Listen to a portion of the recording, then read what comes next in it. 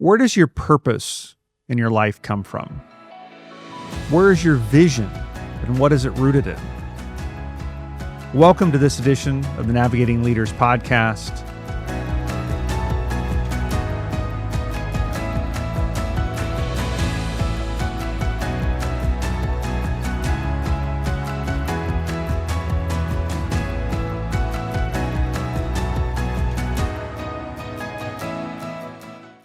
My name is Gabriel Griess. I'm your host. I'm here with Mark Moreno, a faith-driven entrepreneur, a pastor, a leader, a community builder.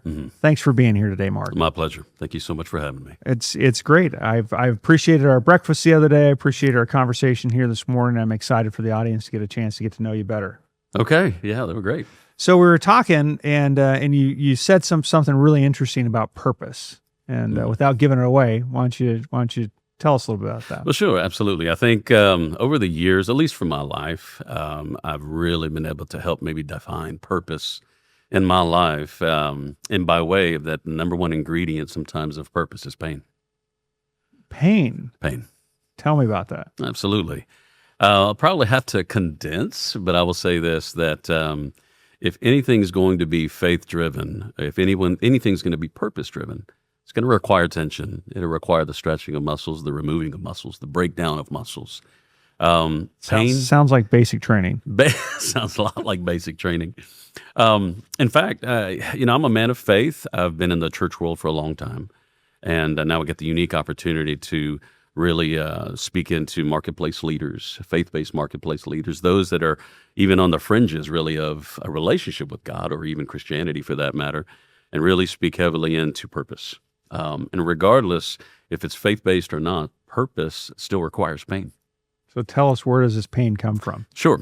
It comes with expectations. It comes from the hopes and the dreams, everything that's associated of what you felt God calling you to do, or perhaps what you were fashioned and formed to do. But that pain, it has its own chapters. It really does. And sometimes, many times, we're wanting to somehow alleviate those chapters or trying to miss those, but they're the very thing that actually make you. And so for me, I look at it this way, in my faith journey has been this, is that, scripturally it says that it's impossible to please God without faith. So if we take that context and live out our Christian life, how many of us are asking God to put us in faith equations? Not many. But that's the point where God really says, I'm going to refine you, because this is the best place for your purpose to come alive, is in moments where you don't necessarily feel a purpose, or you feel that perhaps it's a blessing or it feels good. It's difficult chapters, but those difficult chapters really make the second half or the next chapter come alive. Well, I think there's a point there where God walks you into situations where only faith or only He can be the solution. Like you're so far out on an edge or out on the plank that the only solution is that He rises up and catches your foot on the next step. Otherwise, you're falling in the drink. 100%. And sometimes He allows you to fall in the drink. Mm-hmm. Mm-hmm. I think many people, Gabriel, we talk a lot about faith in God, but we don't necessarily talk a lot about the faith of God. The faith of Christ was moments where He was in the Garden of Gethsemane. The faith of Christ having to really seek out and cry out to the Lord. And of course, we know that He was God, but fully man. So there was moments where He showed humanity's side. And those are moments that really refine us, as painful as they may be.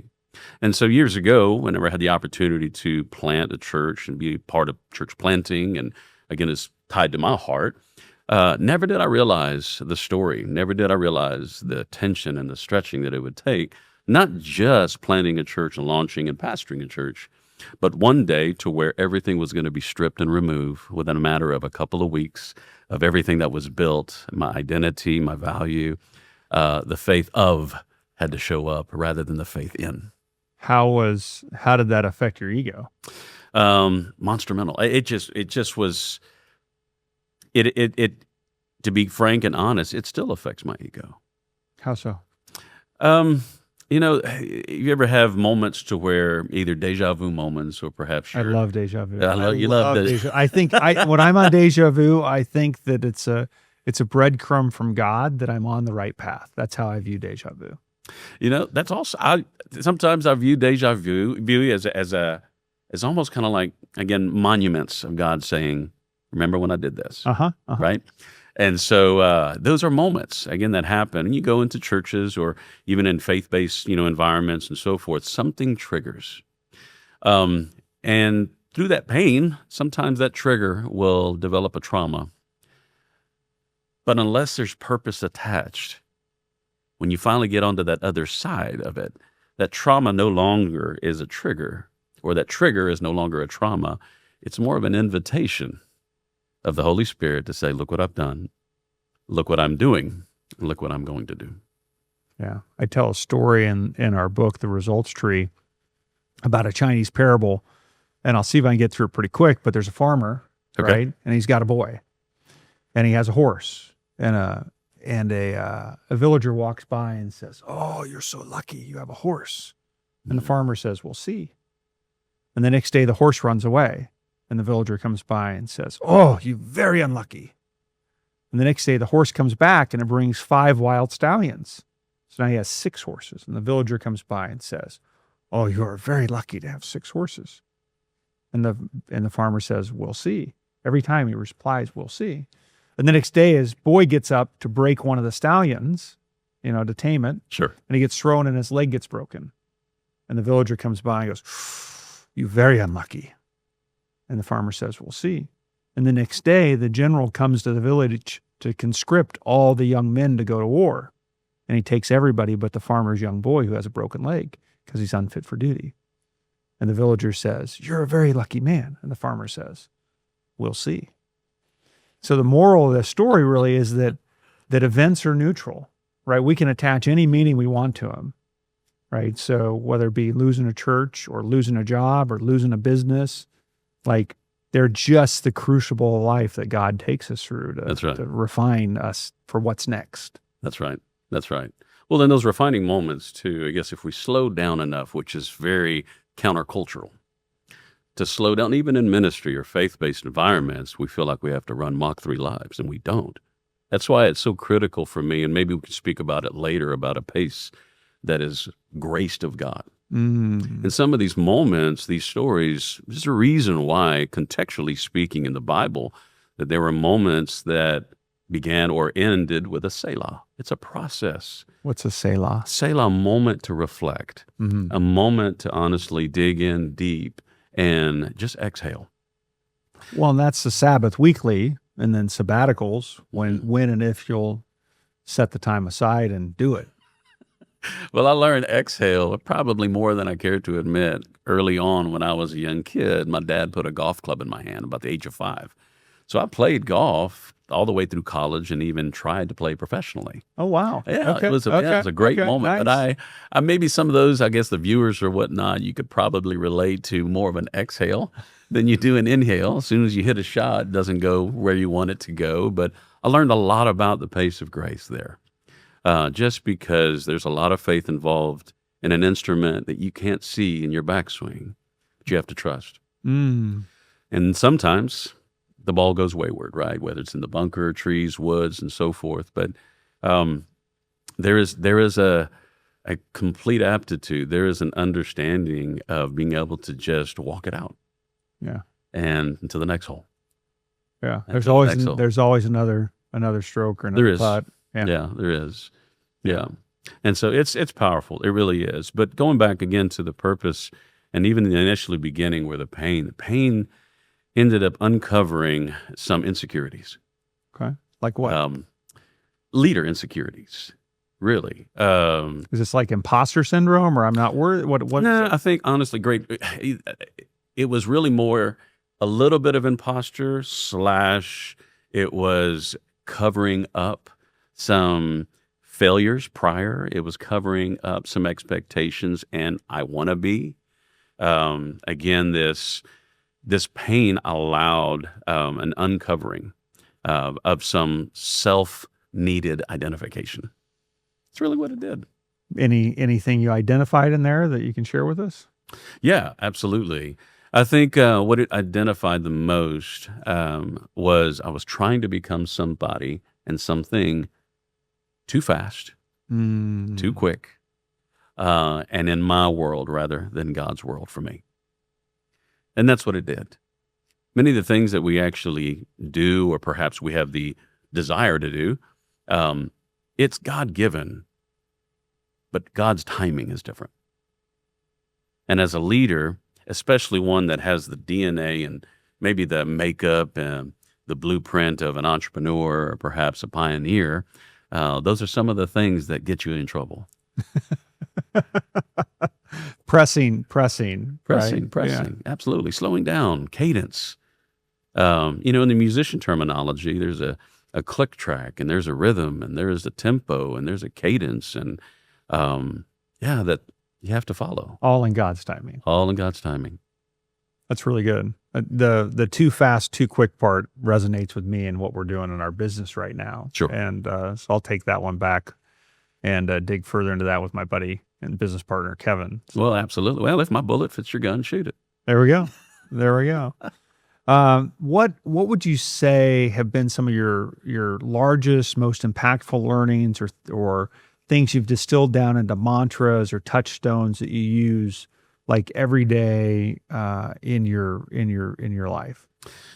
And so I would say that what I've really come to embrace is a physical and then even spiritual is a mirror.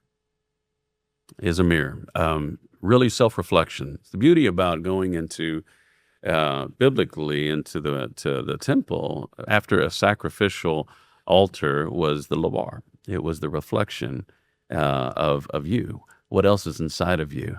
Who are you? Those kind of things. So having a physical mirror as well as a spiritual one really has become a close friend. Close friend of my life. And how do you put that into work in your life, in your daily routine? In my daily routine, it's daily habits and discipline of not only just pausing, like I said, and asking the Lord, what does the mirror look like? If the mirror looks like you, I'm on track. But if it looks like me, I'm getting off track. So that leads me to a principle or things people talk about, and that's like dying to self. Mm-hmm. How does that play into this? And what does that mean? So, dying to self, I think, again, our natural tendency is to be able to revive ourselves even when we die to self. Mm-hmm. Our natural tendency. What can I do instead of what God can do through me? Mm-hmm. And so dying to self requires, I think, 24-hour attention. God, I'm dying to myself in my mind. I'm dying to myself in my education, intellect, dying to myself in my business venture, in my Mach 3 living of my do and do and do. I need to do something else. One of the greatest, I would say, questions or statements brought to me by a counselor that I was seeing, who was just an incredible bongo player at a church that I knew. But anyway, he sat back. The criterion for any good counselor is to play bongos. Bongos. Got it. So yeah, he just stood, him and his tall 5'4" self, but asked me this question, and really it was more of a statement. And he said this, he said, you know what, Mark? He said, do you realize that there's nothing that you could do to inherit more of the love of God?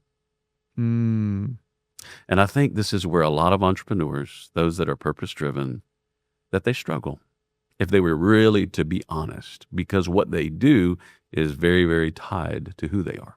Mm-hmm. And that was a reminder for me.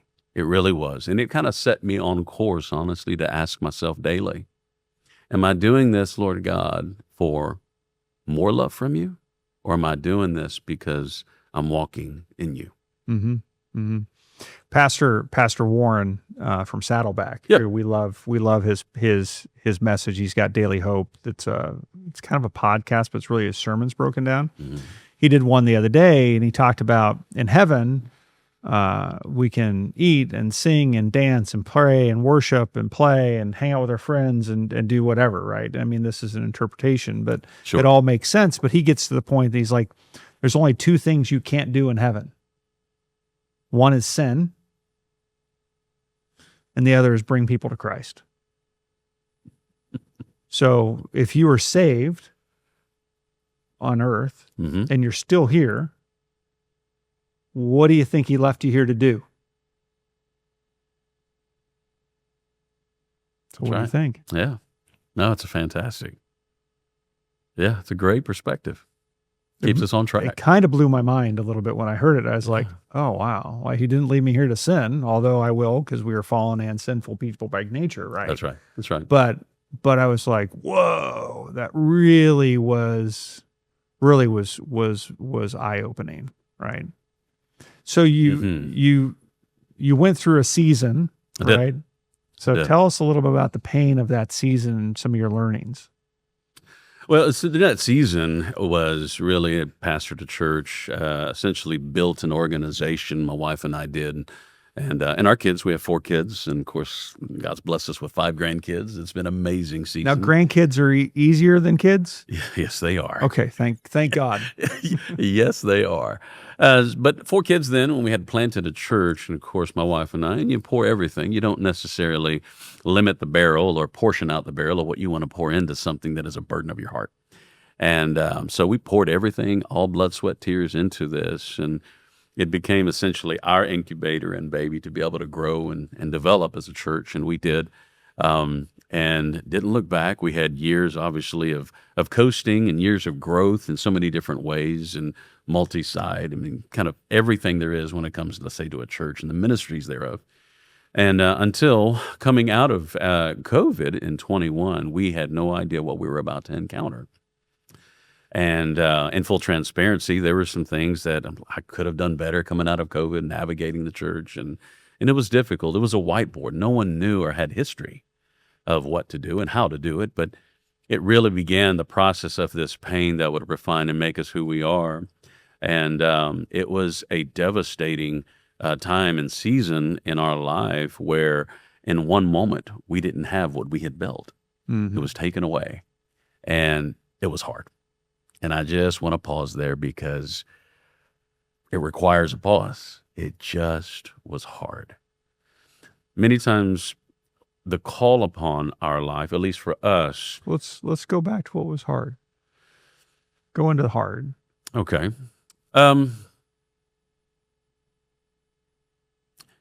Going into that topic surfaced a lot of sacrifice, surfaced a lot of the giving Mm-hmm. of tears that no one saw, Mm-hmm. muscle that no one noticed to be built,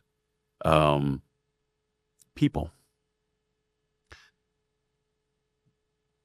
What was hard is realizing how small our circle really was. Mm. That was hard. The belief that you had, the investment that you had, and for it to be reciprocated or not reciprocated was hard. Shattering. And almost as if feeling that everything you poured was not only taken advantage of, but was cast aside. So I have a similar journey I won't go into, but there was an element of my journey that I want to ask you about because I feel that there may be a truth here. Was there a naiveness in you?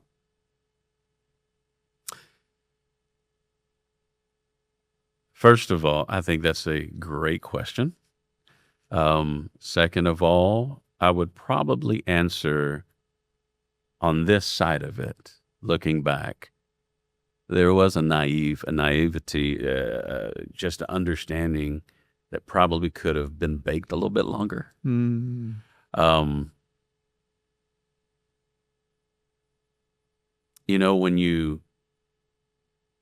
No one says when you go to plant a church or to be Christ-like or Christian, no one says, be cautious.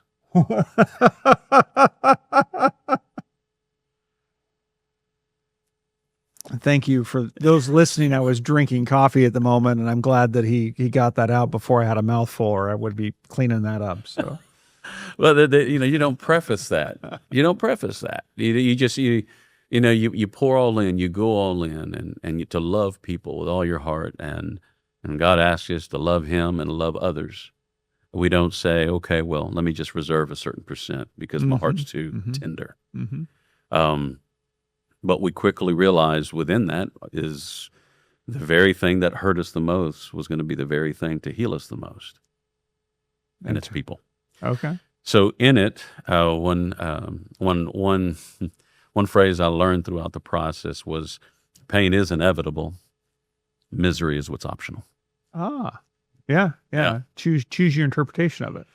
Yeah, Well, we can't grow unless we're uncomfortable. It's absolutely impossible. correct. Or we're just basically recycling, rinse and repeat that which is comfortable, but yet walking away as if we're growing as leaders or growing as whatever God's trying to do in our heart. If it's not painful, you're not growing. Let's go to the gym. There's a reason why you only put plates on your barbell that are comfortable. But when you put plates that are uncomfortable, there's pain coming. Mm-hmm. Mm-hmm. But it does make you stronger. And so for us in that process, that word hard, there's a cave to it. There is a depth to that word, especially as doing something that you believe that God has called you to do, or maybe you feel like you're in the marketplace and you're trying to find fulfillment. Fulfillment requires pain. It always will. Well, you're doing a lot of work with business owners now. I am. Right. And so businesses typically are there to grow, they're there to profit, right? And fulfillment, right, would fit in that essence of an entrepreneur or a business owner. Absolutely. And it's how they define profitability. Mm-hmm. It really is. And by the numbers, I understand, but also by the independent and individual growth is more profitable than any dollar could ever be. Speak into that. Absolutely. I do believe that there is something at the end of our life. We're not looking for extra money. We're certainly not looking for extra commerce or here's what I was able to, improve on my resume. We're looking for purpose and fulfillment. We're looking for, did I grow? Did I make a stamp? Did I create a legacy? Legacies are best built by pain. Mm-hmm. Mm-hmm. Legacy and leadership, marketplace leaders, business owners, it's best built by the tough times. There's something powerful that happens when they lock their doors and no customers are coming through, that I do believe we just skim over until the next day. And I think if we could be able to really, and this is what I spend time really speaking to business owners, is where's the pain time? Let's talk about the pain time, and it'll give way to your purpose time. Got it. Yeah. Got it. How do you work with your business leaders? How do you help them understand where faith fits in to the workplace? I first do that in different stages. First of all, if they even have a desire to know God, you've got those and everything that really are in the workplace, marketplace, that believe there is a God, almost agnosticism to a certain degree, but have never really bowed their knee or have a relationship with God. Another lane may be those that know God, have a relationship casually, a creaster, Christmas and Easter attender, but pray to God and pray that God would bless their business, but yet don't have the behavior modifications for that blessing to be a part. And then those that are more impact investors or kingdom dynamic investors that really love God, very active, yes, in their church, but they're active more on their knees than anything. And those are some legacy leavers. Yeah, we have a thing where we're on a big growth path in our company, and we're continuing to refine and work with our internal staff. And one of the elements that I share with our team is, I'm not yet who I get to be. Right. So we're a certain size company going to the next size. And I speak into, like, I'm not that CEO. I'm not that visionary founder of that next leveled up company because I've not yet become who God needs me to be in order to steward, manage, shepherd that environment. Well, and even in those circumstances, Gabriel, many times, I mean, this is probably something that we all probably are familiar with whenever we tell someone, hey, I'm going through a hard time. All of a sudden, our knee-jerk reaction in the Christian faith is, well, I'll pray for you, right? Yeah. We're like, I'll pray. Well, hold on a second. What are you praying for? Do me a favor, in other words, is I've realized now in talking with these different businessmen is that I'm not going to pray away something that God is going to refine and build. I'm not going to remove you from an equation where it's going to be your best foot for the next chapter or that next CEO or that next level. A perfect example. Don't make the pain less, make me stronger. Right. Yeah. Right. Don't remove that which is going to make me great. Yeah. And so so many times, again, it's that, oh, just pray for me, pray for me. Well, hold on a second. You pray and I'll agree with you. See, a lot of times we want the Band-Aid, but not the surgery, right? And what it requires us is to really like, okay, well, let me pray. Is my prayer right now or my request for prayer the same level of my faith of where I need to be?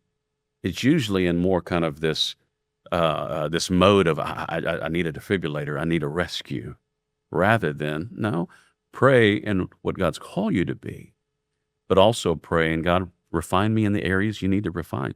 So for Sandy and I, as an example, we have 4 kids, 5 grandbabies, and I wake up every day, not as a coach or not as someone that knows how to have 4 kids and 5 grandbabies. The next day, I'll have 4 kids and 5 grandbabies and potentially more later on, but I'm constantly, my life is constantly shifting and changing to what God is wanting to refine me as.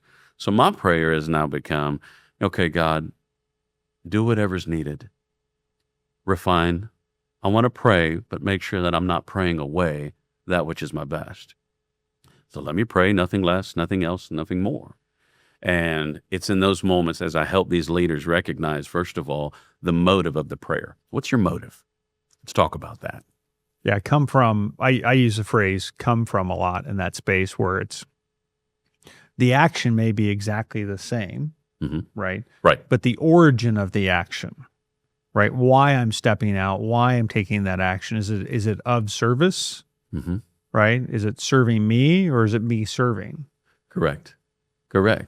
And then, at the end of the day, and this is something that I'm sure that there's some nice books, nice Twitter moments, nice, bumper stickers, I'm sure made them somewhere about this, but it's I'm here to serve others. Let's stop and pause on that. We identify that based on whether I'm qualified or whether I'm at in my life. Whenever we lean into serving others, business owners, serving the community, are you praying God to make you better? Or are you praying for God to make you available and positioned for that next person? That's a different dynamic of prayer. Because I know what I need for the most part, but what does that other person need? Am I praying in a way that God positions me to bring life to them, not just to me? That's a different posture, and it's a different leadership style. Well, I think there's a massive freedom that comes in that surrender, right? When I realize I don't have any control, like at all, right? And it's so often that in our daily lives we seek to systemize, routinize, get it all, to repeat, and you're like, well, first off, today's a different day. I'm a different person. I could never make today yesterday. That's absolutely impossible. And really, if we achieved that, how absolutely boring would life be? If I finally mastered my day with complete control, it'd be boring. It would be boring, and honestly, I doubt and I challenge and argue whether or not it would be something heaven would produce. No, absolutely not. Right. Well, look at Groundhog's Day, the movie with Bill Murray. Oh, right? Good movie. Right? Now we're dating ourselves. So for the vast majority of the audience out there, go to Blockbuster, get the VCR tape, Groundhog's Day. Groundhog's Day. Oh, good times. Blockbuster. Wow. I like that. That's great. So tell me about the pace of grace. So the pace of grace obviously was birthed and rooted in pain and in purpose, but the pace and the tempo of understanding that grace doesn't catch up with you. Grace has its own tempo. And having its own tempo, our responsibility, honestly, is to ask the Lord, at what pace can I operate that I'm not jeopardizing the tempo of grace? So let's pause for half a second for the audience. Define grace for me so they understand pace of grace. Sure.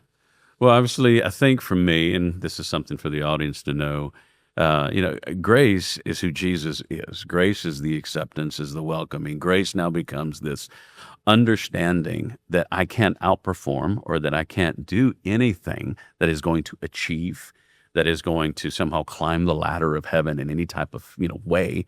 It's this grace. Grace is this understanding that God loves me just the way that I am. Right here, right Right now. In this moment, in Exactly. this space, he loves me. Well, and that's true for everybody listening, Mhm. right? So whether you're on a treadmill or in a car 100%. or on your sofa listening to this, wherever you are, it's like you're okay, Yep. you're safe. hmm There's a plan and a purpose. You're exactly where you're supposed to be. That's Now, right. that doesn't mean you're living your life in alignment. It doesn't mean you're doing all the things or that you're living on purpose, right? Mhm. But in this moment, you can begin to choose differently. That's right. You can begin to choose differently, and it just requires a pivot. That's all. Mhm. And so, being able to pivot, recognize that, and get better, get stronger, walk that grace out, living out our life every day. Inhale, exhale, and come alongside God. That to me, right there, is a grace opportunity. It really is. A recognition of going back, obviously, to Scripture in the Bible that says, He died for us, right? When rightfully we had every right to be on the cross, He took our place. And this also requires the tomb. I think many times, Gabriel, that we have a tendency, even as people and even as leaders, we have a tendency to, for whatever reason, constantly go back to the tomb and see if Jesus is there, rather than He's not. So why is it that we are preparing as if that He is? So it's this understanding, this grace. I don't have to go back there. What's dead, it's dead. It's gone. And now I get to go the other direction and pivot. And okay, God, another day. Let me get closer to You. Said it best this way. I actually took this phrase from a good friend a long, long time ago, that you get around Jesus long enough, you start smelling like Him. You remember in the bathroom, or perhaps, I don't know, where you're a kid growing up in the 80s, 70s, and it was this cool factor to be able to have a, I don't know, skull or a dip or a cigarette, I don't know, whatever it may be, that vice would be, but you get around it long enough, you started smelling like You. That's the same thing with Jesus. Get around Him long enough, every day, you start smelling like Him. Love it. Yeah. Love it. So, I love your joy and your heart and the rawness, right? You still see that there's a rawness, I hope I never lose that. Why so? Because a lot of people would say, from traumas, from wounds, Sure. I want to get away from it. I don't want to lose it. Mm-hmm. So you have a learning there, or a touchstone. There is a touchstone. There is a place of worship there for me. Like I said, certain triggers may have trauma, or trauma may have triggers, but I just see them as an invitation. I go back, honestly, not to stay or camp, but I do go back to be able to recognize, okay, God, You're good. Well, and you wouldn't be here without it. That's right. 100%. Part of my story. Yeah. I think many times we have a tendency, even as leaders, business leaders, we have a tendency to somehow remove a chapter that's made us. And so I think it's powerful. I hope I never lose that rawness. I think it's made me who I am. There's not a manufactured version of me. So it keeps me off the conveyor belt. So your story and your inhale and your breathing, Yep. it takes me into a phrase I like to use, and I'll turn it into a question, right? Mm-hmm. And so we all have a past, and the Mm-hmm. past brought us to this moment, right? Everybody that's listening, everybody that's here, right? Like, we've had our events, and how I show up today in this moment, I ask folks I work with is the story you're telling life support for your past, or is it breathing life into your vision and your future? Right? And so you're now on the backside of something very real, right? Yeah. Yeah. And so how do you tell your story, and what are you breathing and envisioning for your future, your next chapter? Well, you mentioned chapter, and hopefully it's okay to say this. Say whatever you want to say. say. Whatever I want to say. Let's do it. Let's go. Let's do it. Here we go. All right. So someone had asked me, of course, they say everyone has a book inside of them, right? Okay. And I think throughout this process, and these chapters, the season, whatever you want to call it, if I had a book inside of me, which I do believe I do, and now I've kind of patented, I guess, the title in a sense, but it would be called Holy Shift with a small f. I love it. I know some people that can help you with the book. Hey, well, that's great. It's just when God moves, but it doesn't feel good. There's holy shifts that happen in our lives. Regardless of leader, regardless of what you're called to do, there are certain divine shifts that happen that just don't feel good. What's the shift, the most painful shift for you? I think the most painful shift for me was identity. It was struggling with trying to prove, please, struggling with trying to perform. I think my identity was wrapped around the wiring in the muscle and the gifts that God gave rather than, let me just walk.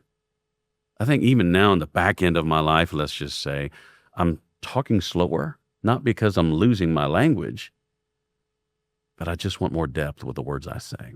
So Christy has a phrase that is, royalty doesn't rush. That's right. And we're all part of the royal family. That's a great phrase. Yeah, I like that. I'm taking that. Yeah, So- take it. You got to give Christy credit. All right. Definitely give Christy credit for sure. So any last elements, things you'd like to share, nuggets, takeaways for the audience? I would say takeaways and the things that I've learned I'm more leaning into now more than ever is that God will never multiply what you mismanage. And I think it's our responsibility to look in the mirror, to manage ourselves well. And what I mean by that isn't by performance, is managing ourselves well as a child of God. Manage ourselves well as a father, as a husband, as a dad, as a granddad. Managing ourselves well as what's inside of us and in front of us or in our hands. So that's something that I'm leaning heavily into. A good takeaway in this shift environment or in this shift season and moment has been, God, if you can get it through me, you'll get it to me. So let me lean in, not with my title. That's why I had a struggle when you asked me, what would you prefer a title? Yeah. Just Mark. I don't care if you call me, just call me. But I think it's a reality, and I understand in culture and so forth to be able to identify with a little bit of your resume and what you do for a living. But for the most part, and now actually walking forward, Gabriel, is for me is I'm learning that the shifts of God are setups for greatness. The shifts of God are set up for greatness. Yes. Okay. Well, I look forward to seeing that in your book. Yeah. It might be a pop-up book, but hey, that's okay. Whatever, there's a journey in it. And that was our church. That was what it was called. Journey. That's beautiful. It was great. Yeah. Don't stop believing. No. Well, and it's all we have, right? Right. This moment. Like Yeah. we don't, who knows? An asteroid could hit the building and this is done, right? Mm-hmm. Mm-hmm. And so enjoying the journey, trusting the process, having the courage to step forward in spite of fear. That's right. Get in the game, get in the arena. I talk about Teddy Roosevelt and the Man in the Arena poem, which I just love, right? Like, and then you mentioned about God won't multiply what isn't steward or what is mismanaged, and I think about the story of the talents. Yeah, that's right. And we think a lot about the story of the person with 5 talents multiplying it and the person with 1 talent burying it. We don't talk much about the person with 2 talents. Mm-hmm.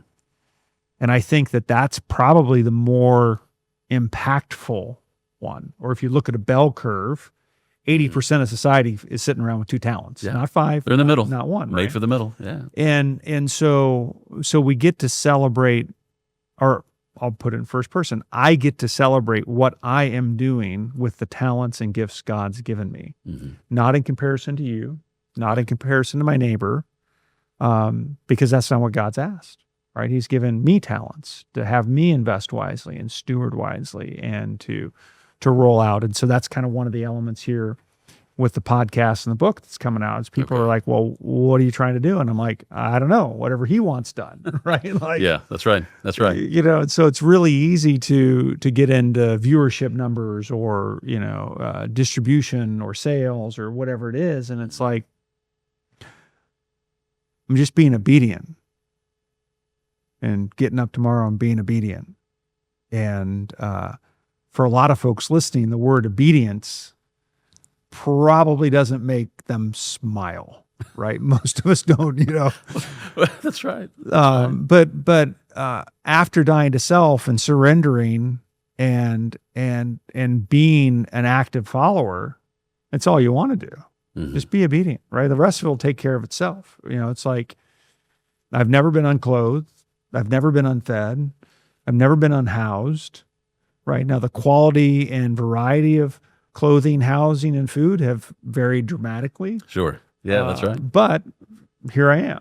And so trusting that I'm far more valuable than a flower or a sparrow, That's right. and having the faith and the courage to walk it out is an adventure, an absolute adventure. It is. And, you know, interestingly enough, you mentioned that Sandy and I this morning, we were praying, and some of our habits and some of our disciplines every day is to just have a cup of coffee, sit down. First of all, start the day with gratitude, not with some type of inquisition of what I need or don't need, but just gratitude. And I think gratitude ends up highlighting and really putting, I guess, maybe purpose, your pain, everything that you have gone through on a billboard for you to see and just say, God, you're good, regardless. Can I give you one more to add? Absolutely. So along with gratitude, Mm-hmm. acknowledge yourself and each other. So add 3 to 5 acknowledgments in that. Because it's really easy It's real easy to hold gratitude because it's not of me, right? But to get into a place of acknowledgement is a real vulnerability. Yeah. And it also says I'm okay, right? Like I have done good. And it breaks the constant critic or the silent critic or the voice inside, right? And as we begin to develop this element, not only of gratitude, but acknowledging, right, is really, really powerful, really powerful. I see the power behind it, being able to speak it out, right? Mhm. And I'm sure it does, and can't wait to try it, but Yeah. I'm sure it does some wonders for sure. Well, I'd like to acknowledge you, Oh, I right? I'd appreciate like that. to acknowledge you for your walk. I'd like to acknowledge you for your courage. I'd like to acknowledge you for your vulnerability. I'd like to acknowledge you for your vision and passion in your future, right? Appreciate that. And I wait expectantly for what's next. I do appreciate that, and I can't thank you enough for it. Awesome. I really can. Awesome. So, Well, hey, to the audience out there, thank you so much for giving us your time, for tuning in. We grow by shares and likes. I know something Mark here said today resonated with you, so fire that off to, mark it for yourself. Entendre with Mark there, right? But also fire it off to anybody who made you think about, right? There's somebody in your life, in your world that you're like, they need to hear this. So shoot it to them in a text. Follow us anywhere podcasts are.